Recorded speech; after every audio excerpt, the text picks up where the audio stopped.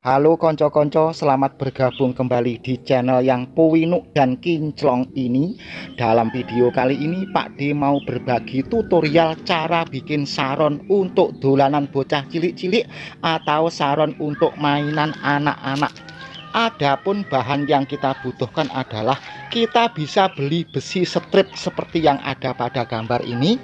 Besi ini sudah dipotong sedemikian rupa dari pabriknya. Adapun besi semacam ini ombonya atau lebarnya 7 cm seperti ini. Adapun kandelnya atau tebalnya sekitar 6 sampai 7 mm. Jadi pinuk gampang dan ora angel. Besi ini tinggal kita potongi satu persatu. Tentunya untuk ngetoki atau motongi besi seperti itu kita jangan menggunakan geraji kayu, dan jangan pula kita menggunakan parang seperti ini. Adapun yang kita gunakan adalah mesin grindo seperti ini. Paham toh? Lalu besi ini kita ketoki atau kita potongi. Adapun yang pertama kita ketok, yang kita tentukan adalah wilah yang paling bonggol. Suatu misal seperti ini. Wilah paling bonggol panjangnya adalah 30 cm. Kita bikin 30 cm. Ini tadi sudah Pak D ukur 30 cm alias 30 cm. Lalu kita garis memakai siku. Kita garis mak sret. Setelah kita garis, tentunya kita miringkan sedikit. Nah, begini. Lalu yang kita potong adalah garis yang kedua atau garis sing nomor loro. Perlu Anda ingat, sekarang wilah ini kita ketok dengan mesin gerinda ya. Adapun ganjel untuk mengetoki itu harus kita desain seperti ini. Nah, seperti ini. Kayu kita pasang ponyolan seperti ini, kita toto mak plek, wesi kita tumpang mak plek, supaya wesi ini nanti tidak meloya melayu. Jadi kalau sudah ditumpangkan di kayu seperti ini, yang ada pentolannya seperti ini, bila mana kita potong, wesinya tidak meloya melayu. Terus wesi ini kita bantu, kita idek seperti ini, kita onek nih grendone mak ngeng.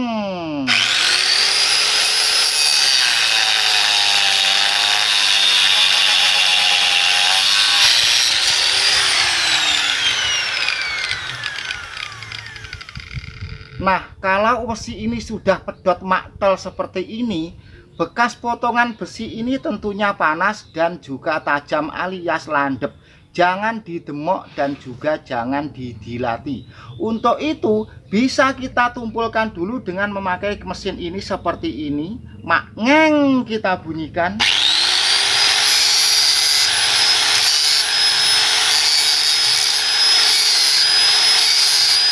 Nah, supaya bila mana nanti eneng laline kita kedemok, tangan kita tidak luka. Setelah kita selesai motong yang paling bonggol, kita motong yang kedua. Panjangnya kita kurangi sekitar 75 mili atau maksimal kita kurangi 1 cm seperti ini. Jadi yang ini yang saya obah-obah ini adalah wilah yang bonggol, dan yang ini yang saya obah-obah ini adalah wilah kedua. Dan nanti kita potong lagi untuk wilah yang ketiga.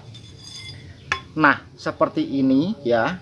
Atau gampangnya ini, wilah ini nanti semakin ke pucuk semakin pendek dan panjangnya semakin berkurang sekitar 1 cm atau 75 mili.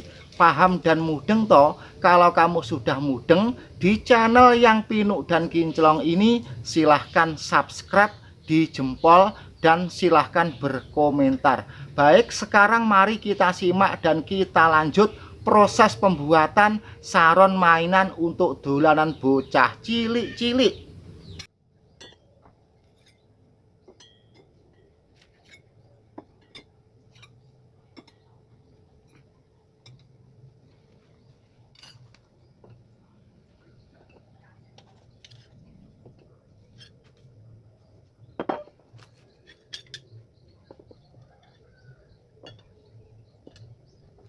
Lah, setelah wilah-wilah itu kita ketoki semuanya, kita toto dari bonggol sampai pucuk. Seperti itulah konco-konco. Jadi, dari bonggol sampai ke pucuk berkurang 1 cm, 1 cm, 1 cm terus sampai ke puncuk. Atau bila mana kamu kurangi 75 mili, ya kamu kurangi 70 mili semua. Andai kata kamu kurangi setengah senti, ya kamu kurangi setengah senti kuabeh. Jadi nanti potongannya itu rapi seperti ini.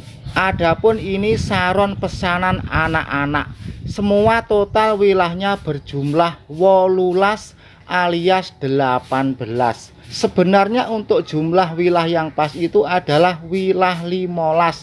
Karena ini merupakan pesanan anak-anak kecil atau bocah cilik-cilik yang masih culun-culun, maka dia minta wilah berjumlah 18. Adapun saron seperti ini nanti larasnya adalah pelok atau do re mi. Terus saron ini digunakan untuk oklek atau tongklek. Adapun musik tongklek atau oklek itu adalah musik yang digunakan pada waktu subuh yang fungsinya untuk ngobrai uwong sahur. Nah, berapakah kira-kira harganya bila mana pesanan saron seperti ini untuk anak-anak? Tentu saja walaupun dapurane seperti ini harganya juga tidak murah konco-konco. Harganya sekitar 1.800.000. Ya paling ora ditawar 1.500.000. Sing penting sing gawe bakule wis oleh bati. Lanjut Pak Eko, gasruk terus.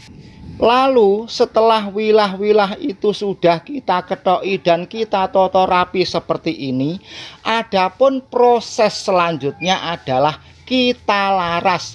Karena bila mana tidak kita laras, nanti suarane ora karu-karuan. Jadi setelah ini prosesnya adalah dilaras.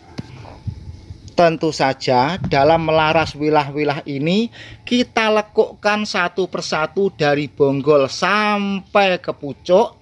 Bagaimanakah caranya melekukkan wilah tersebut? Simak kelanjutan video ini ya. Wilah-wilah tersebut kita lekukkan sesuai dengan laras suara yang kita inginkan.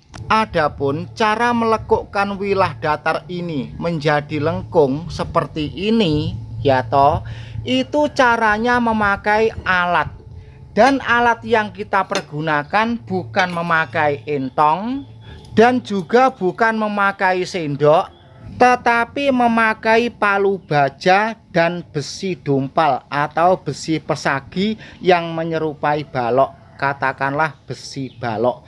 Baik, sekarang bagaimanakah caranya untuk melekukkan wilah yang datar tadi? Anda simak selengkapnya. Pada besi balok ini ada celowokan semacam ini. Nah, celowokan ini fungsinya adalah bisa amati. Wilah ini kita tumpang nih di atas celowokan seperti ini. Setelah kita tumpang nih, kita palu dengan palu ini. Tidak disuwuk dan tidak dijampi-jampi, tetapi kita gepuk memakai palu baja. Pelan-pelan, jangan sampai mbreset. Hati-hati. Bismillahirrohmanirrohim. Kita gepuk makdok.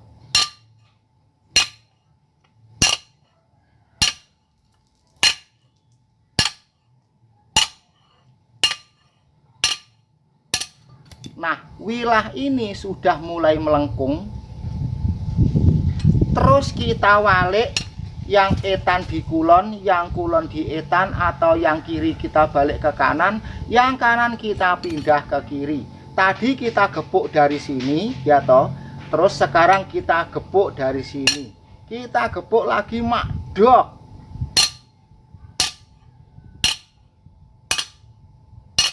Dalam gepuk wilah, ojo kedep, ojo ambekan, ojo ngentut, dan ojo nguyuh. Karena bila mana sampai ngompol dan nguyuh, nanti tidak bagus. Nah, Pak dicontohkan seperti ini. Nah, jadi wilah ini sudah mulai melengkung ya. Nanti semakin nadanya ke atas tentunya semakin melengkung. Terima kasih, semoga video kali ini bermanfaat. Wassalamualaikum warahmatullahi wabarakatuh.